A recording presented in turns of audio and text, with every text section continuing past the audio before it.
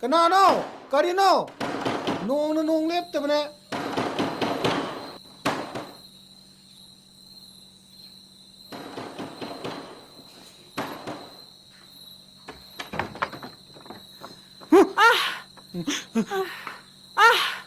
Kanano lang?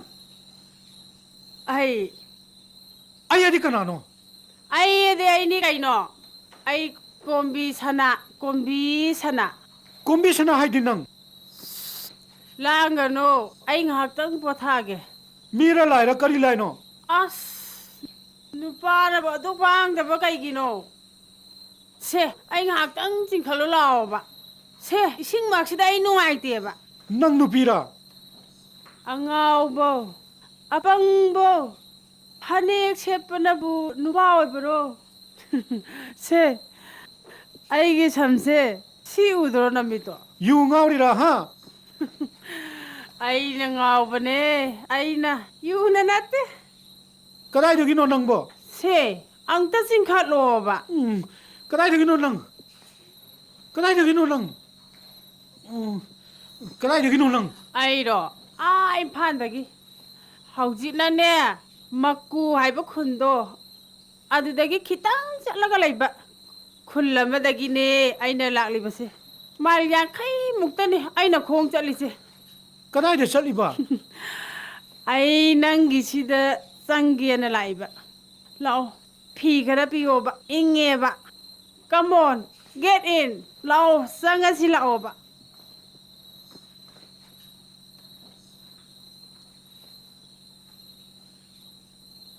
She, hogulo she. ꯀꯩꯅꯣ ꯑꯁ ꯄꯛꯇꯦ ꯅꯨꯄꯥꯅꯤ ꯀꯥꯏꯅ Aigi sida di mata am sararoi. Ngalingai sida ne mafam ama yang horuso. Firon su khajik tangai. Kangthon su sima khaktani. ꯅꯨꯄꯥꯅꯕꯨ ꯑꯗꯨ ꯄꯥꯡꯗꯕ ꯅꯪꯕꯨ ꯃꯩꯇꯩ ꯅꯠꯇ꯭ꯔꯣ ꯅꯨꯄꯤꯒꯗꯤ ꯊꯤꯔꯕꯣ Thidri. Thidore. Ngalingai sida ne ngoksin aduna kanaroi.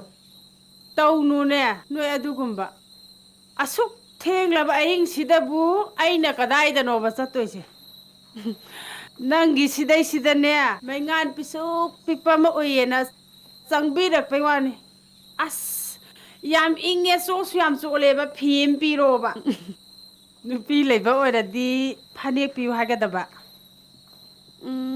ꯄꯥꯈꯪ ꯂꯩꯕꯅꯤꯅ ꯂꯣꯡꯒꯤꯒꯗꯤ ꯂꯩꯇ꯭ꯔꯣ ꯐꯩꯖꯣꯝꯂ ꯀꯩꯅꯣꯝꯃ ꯍꯦꯛꯇ ꯄꯤꯔꯛꯑꯣꯕ ꯏꯪꯉꯦꯕ ꯑꯁ ꯅꯪꯉꯣꯟꯗ ꯉꯥꯡꯀꯥꯟ ꯑꯩ ꯊꯟ ꯊꯤꯖꯔꯨꯔꯒꯦ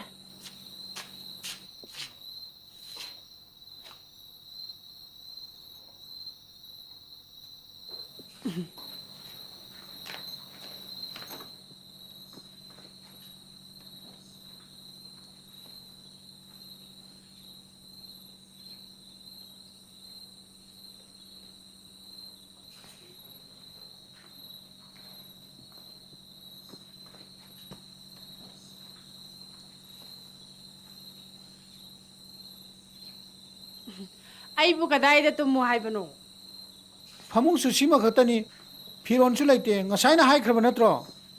ꯑꯗꯨ ꯑꯣꯏꯔꯒꯅ ꯅꯪꯒ ꯑꯩꯒ ꯇꯨꯃꯤꯟꯅꯔꯁꯤꯗꯅ As. ꯑꯍꯥ ꯀꯤꯕꯔꯣ ꯆꯝꯖꯩꯗꯀꯣ ꯄꯥꯈꯪ ꯃꯄꯥ ꯈꯪꯗ꯭ꯔꯤꯕ ꯄꯥꯈꯪ ꯆꯍꯤꯗꯤ ꯀꯌꯥ ꯁꯨꯔꯦ ꯅꯪ Mafudra nipan mapan sure. ꯑꯣ ꯑꯗꯨꯗꯤ ꯂꯦꯡꯒꯥꯅꯤ ꯀꯩꯅꯣ ꯑꯗꯨꯗꯤ ꯅꯪ ꯀꯩ ꯂꯩꯀꯥꯏꯗꯩꯅꯣ Nangbu angawiro. ꯍꯧꯖꯤꯛ ꯐꯥꯎꯕ ꯑꯩꯕꯨ ꯃꯁꯛ ꯈꯪꯗ꯭ꯔꯤꯕꯔꯣ ꯃꯅꯤꯄꯨꯔꯁꯤꯗ ꯅꯨꯃꯤꯠ ꯍꯨꯝꯅꯤꯗꯪ ꯂꯩꯔꯕ ꯅꯨꯄꯥꯅ ꯑꯩꯕꯨ ꯈꯪꯗꯕ ꯍꯧꯅꯗꯦ ꯍꯣ ꯑꯩꯒꯤ ꯃꯤꯡꯁꯦ ꯀꯣꯝꯕꯤ ꯁꯅꯥ ꯀꯧꯏ ꯏꯝꯐꯥꯜꯗ ꯌꯨꯝ ꯏꯪꯈꯣꯜ ꯂꯩ ꯍꯧꯖꯤꯛꯅ ꯃꯐꯝ ꯑꯁꯤꯗꯒꯤ ꯃꯃꯥꯡ ꯄꯥꯡꯅ ꯆꯠꯂꯒ ꯈꯣꯡꯅ ꯃꯥꯏꯜ 50ꯃꯨꯛꯇꯪ ꯆꯠꯂꯒ ꯑꯩꯒꯤ ꯌꯨꯝ ꯑꯃ ꯂꯩꯌꯦ ꯀꯨꯏꯗꯔꯤ ꯊꯥ ꯐꯥꯗꯔꯤ ꯍꯤꯗꯥꯛ ꯄꯥꯏꯕꯔꯣ ꯈꯔ Thawai. ꯄꯥꯏꯁꯤꯗꯅ Thaklabasu thawai. Nang nupi di senge ko. Nang aingon dagi kai pami. Kai loge lakno. Mi kya laye. Mi dine aisu okak pukan bazani.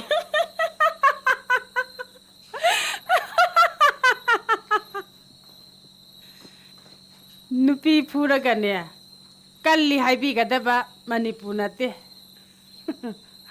यारे पाखंग फिम पिरो नंगने याम जिंगनरगना मनुंग तुमजरोगे नंग मी का दी शेंग लेको होरेन मीना ने तुमना हिमना खरब मतम दने नरई का दो लम लमुक सांगदना नया दो सिंजंग सिंजंग मुक चावरदना ने लमखन गो अंथोलल देबा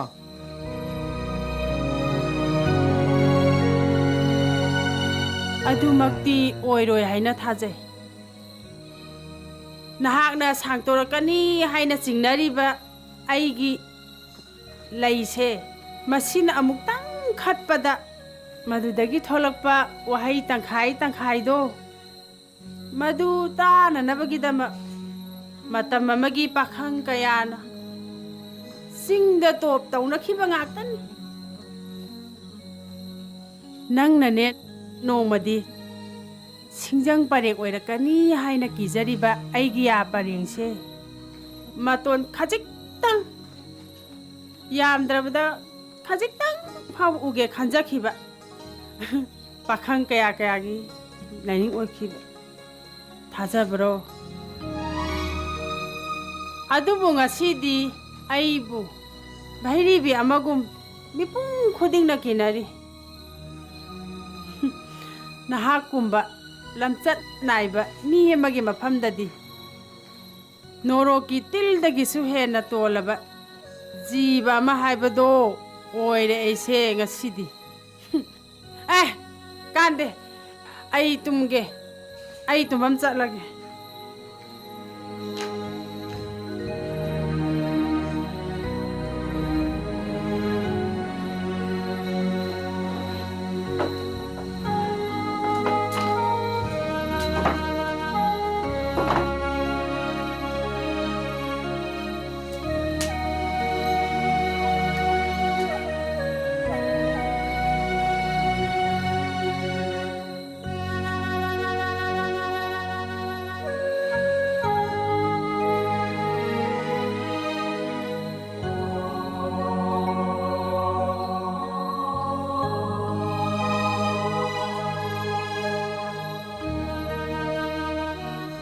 बाबू तुम भैया बिद्रबो याय तुम बकायरबा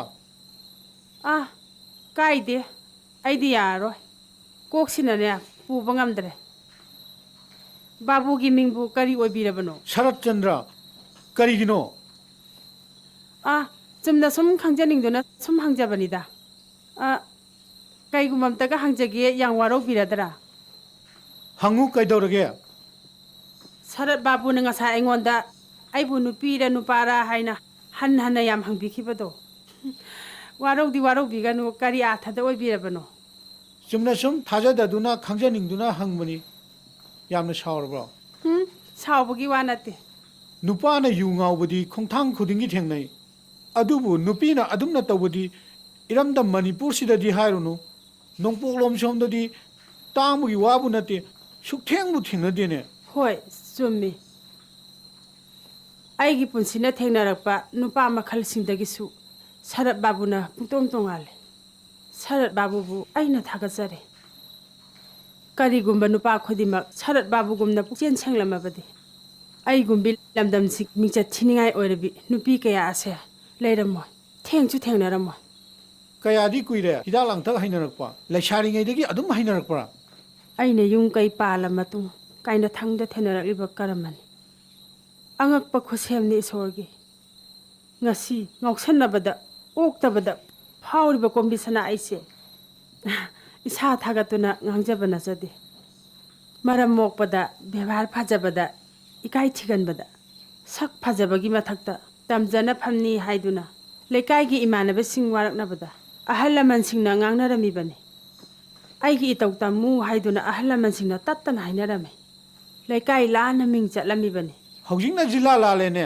हेना फारेने जिला द नते थांनबा लेबाक फावबा मारो लागलकले मवोंगदबो बाबूगुम्बा लमचत नायबा नुपादसु नते लमचत मफंग खंगदबा नुपा फावबना अयसे किनरे अइगा लंबा पादुना यु थकनबदा हैरा हैरबा यु थकपा हिदाक वाला कया फाउबा माइथी खरबने माइथीनी नोमदा कयाम कादी ngami पुंग कुमरीदा पवा अहुम चंबा लिलीदो तरुक नत्र तरेती अदुम ngame हेनबदी थेंगनद्री अदुबु हेन ngamba याय हायना खाले loiradrdo hojingna kaidori mafamduda आई युम ममु पालबा